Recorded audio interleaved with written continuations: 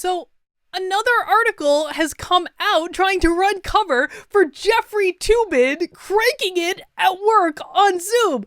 And I just can't believe this. I can't believe that this is what people are spending their time on, defending someone masturbating on a Zoom call with your coworkers. Like, what is wrong with you people? Honestly, listen, I've never really bought into this narrative of that the right has of, oh, we're trying to normalize these deviant practices and all that stuff. I get it to a certain extent, but I also just think it's a reflection of what's happened to the left in terms of them forgetting that they have any values whatsoever. I didn't think it was a purposeful thing. And now I'm really starting to question that. I'm really starting to question when we see the second article in the second major publication in the last 2 days trying to run cover for Jeffrey Toobin doing what he did at work. Dude, I just don't understand this. Like, Joshua, you guys know Joshua. I do a show with him on this channel every Tuesday night at 9:30 called Nothing Remotely Controversial. And we talked about this issue last night, and he said to me, Carlin, would there ever be a circumstance where you would justify someone masturbating at work? And I said, no, absolutely not. There would be, well, I mean, like, exceptionally limited circumstances. Maybe if you were a porn star, of course, that's okay. But I could also perhaps, and listen, I understand I'm about to regret the point I'm about to make, but if you were doing it, if you really had to like relieve stress or something, maybe you had like a big presentation, you're really stressed out, and you have a single person bathroom, not a stall, a single person bathroom where you have absolute privacy and no one knows what you're doing, and it ultimately ends up relieving you so that you can focus on your actual job. Yeah, maybe in an instance like that, I can kind of rationalize it, but in no other instance is this okay. Certainly not on a work meeting with other people. But the New York Daily News disagrees and they issued this opinion piece. It's an opinion piece, not an article, it's an opinion piece, so I have to give them that, I suppose, because there's no way you could possibly defend this from any sort of rational standpoint.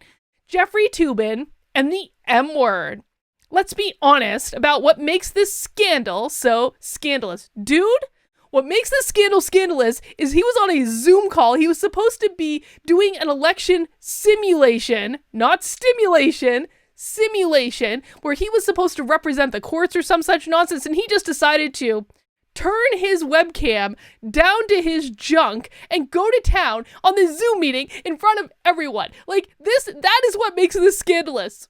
Okay? That is what makes this scandalous, not how people feel about masturbation in general. Are you nuts? So I'm going to read this article, and because this deserves to be mocked. Of all the articles out there that are right now, of all the topics that could be covered, of all the things they could be issuing opinion pieces on, this is what they choose to do. This deserves mockery like nothing else I have seen recently deserves mockery. This is insane. Guys, if you don't know my background, I'm an organizational psychologist. I work with businesses all the time. I have helped them mitigate all sorts of crazy nonsense with their employees. Something like this has never happened with one of my clients, and I've seen some crazy shit, okay? I've seen some crazy, mind-blowing stuff in the course of my work, and this takes the cake. This, of all things, takes the cake. This is an indefensible action. This would lead to any person, any normal person, being fired immediately. That's what this is. This is not acceptable, and I don't understand why these media outlets are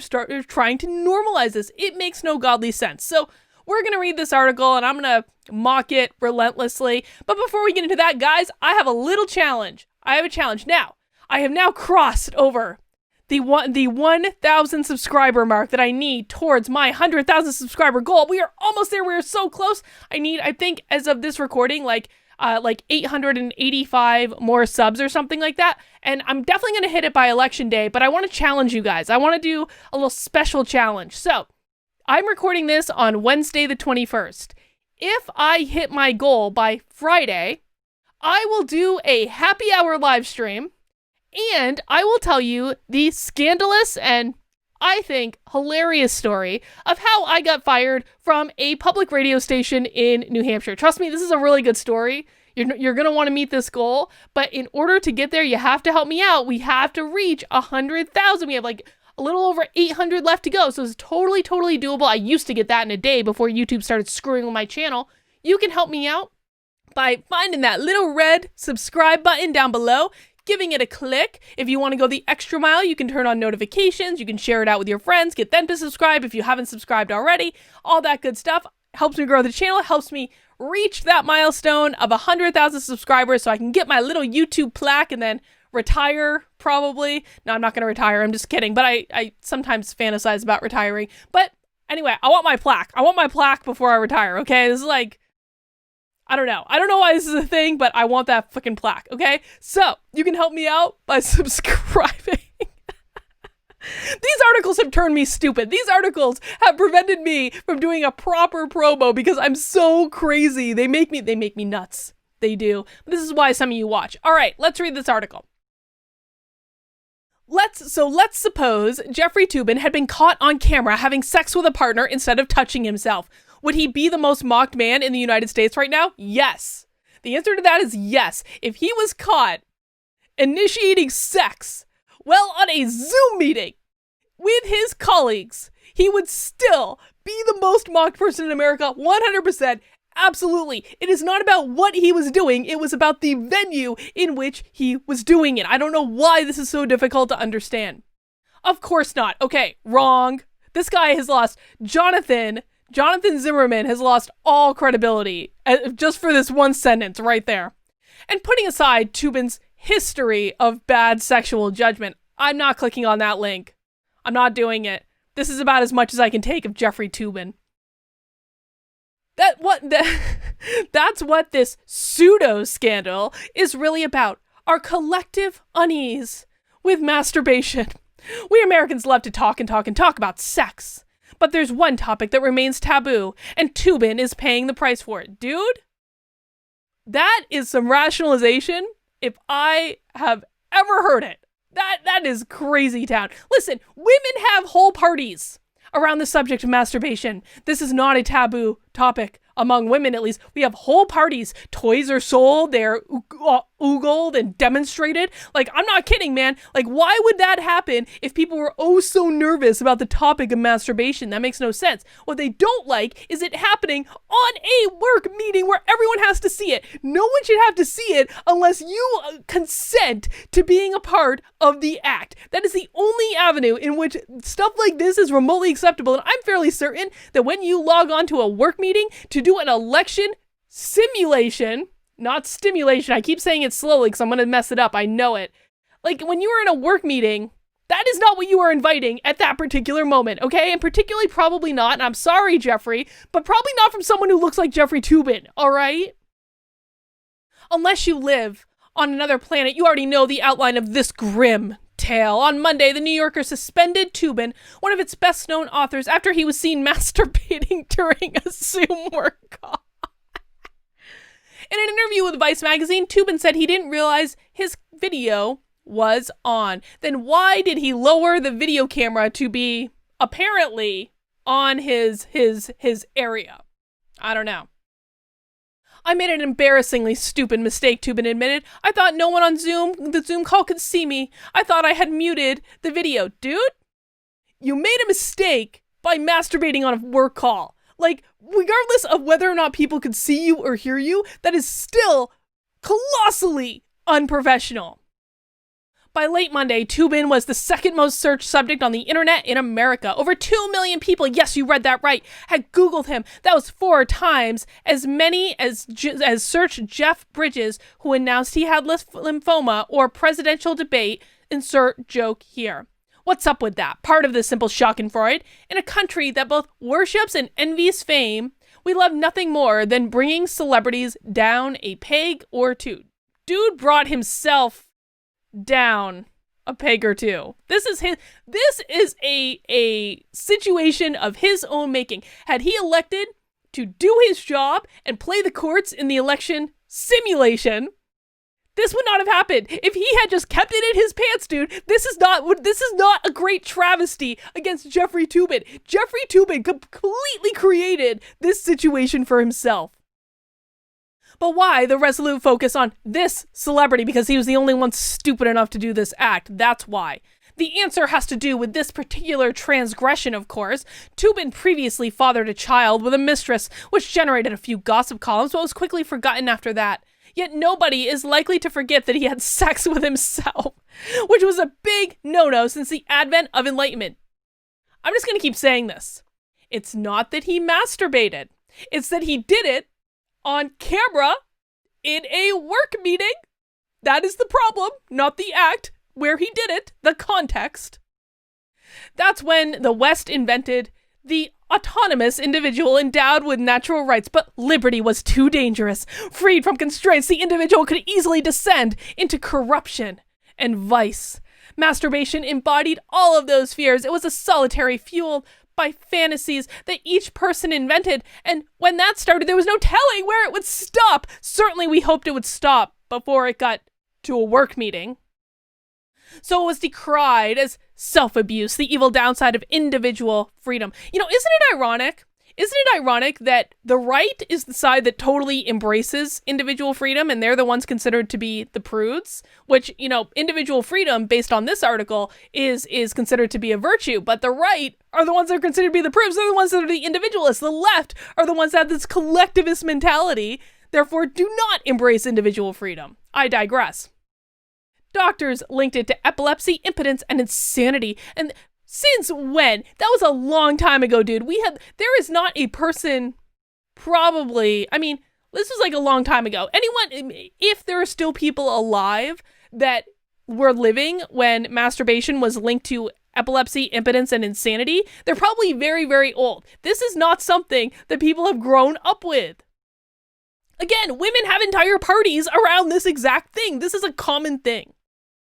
And they begin to advocate for routine male circumcision, which supposedly deterred masturbation. And while the Bible didn't condemn the practice directly, Christians interpreted the passage about Onan, who spilled his seed to avoid impregnating his brother's wife, to constitute a prohibition on masturbation. Listen, if you're reading the Bible and interpreting that, you need to know that God loves you no matter what and just have fun. That's all I'm saying. But all of that went right out the window with the sexual revolution. Right? Wrong. That's why Bill Clinton was forced to fire his Surgeon General after he suggested the schools teach about masturbation. After all, she said, it's part of human sexuality. Dude, that was like 30 years ago, all right? We have come a long way. We have a president that literally slept with a porn star while his wife was pregnant. I think people are a little less prudish than they were during Bill Clinton's tenure. It just wasn't a part that we could acknowledge in polite company after press accounts incorrectly reported that elders wanted to teach kids how to masturbate, which is one activity they can certainly learn how to do on their own. She was toast. Dismissing elders, Clinton declared victory that her views on masturbations countered his own convictions.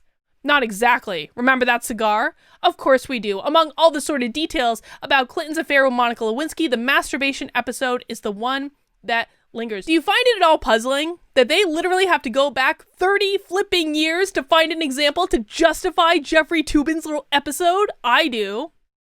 And that's also what everyone is going to remember about Jeffrey Toobin, I'm afraid. But that says more about us than it does about him. According to a 2016 survey, 95% of men and 81% of women in America have masturbated. Yet, in the same poll, over half of respondents say they felt uncomfortable talking about it because, dude, some things you generally don't speak about in polite company unless you are at one of those aforementioned parties where women talk about this stuff very, very openly. Okay? There is a context. There is a context for which you have these conversations. It's not out at dinner. It's not out like when you're spending the weekend, with your parents or something, but there are contexts in which people are very comfortable having these conversations. So we joke about it instead, which relieves our anxieties but reinforces the taboo. Witness the outpouring of juvenile humor over the past 2 days about Toobin, his own horn, his sticky situation, and so on, because those are jokes and they are hilarious, and you need to get a sense of humor.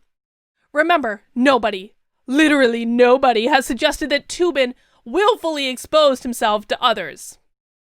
Yes, I think we can all agree that this was probably an act of stupidity rather than a purposeful, conscious act. I think we can all agree on that, yes.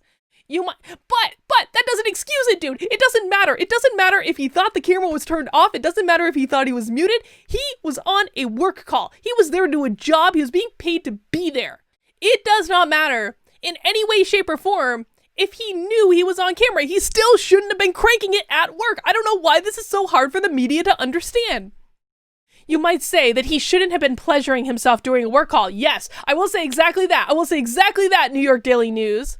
But that's his business rather than yours. No, in fact, it's not. In fact, it is the business of the employer that was paying him to be on that call and wanted him to be focused on the election simulation rather than what he was actually focused on. Inadvertently, he let the rest of us know about it, and now we can't forgive him. Dude, I forgive him. I feel so bad for this guy. Honestly, I don't really like this guy, but I feel really bad for him. This is a horrible situation to be in. This is everyone's nightmare. But it could have been very easily avoided if he did work on a work call. This is not hard. Well, in his case it was, I suppose. But this is not a hard concept to wrap your head around. Newsflash. Toobin masturbates. But I'm guessing that you do the same, dear reader. Maybe you should stop feeling weird and guilty about that. Then we can all just stop making fun of Jeffrey Toobin. I don't feel weird about anything that I do at all. What I feel weird about is logging onto a Zoom call and potentially seeing someone else do something that I don't want to see. I do not consent, man. I do not consent to seeing this on Zoom at work. Again, context matters. And I don't know why. Dude, he teaches at the University of Pennsylvania. This guy teaches at an Ivy League school. An Ivy League school. I can't. This is why my current profession involves complaining on the internet rather than doing a lot of workplace consulting right now. A, because workplaces are crazy. B, because critical race theory has taken over everything. C, because I am not in a headspace to deal with these people right now. I am simply not. And I figured out a long time ago that I have to be in a right mental headspace in order to do my job well. There are functions of my job I can do. Consulting with people like this on an ongoing basis is not one of them. So I'm going to stick to complaining on the internet for right now because at least I have an outlet for my aggression. That's all I got for right now. I'll see you soon.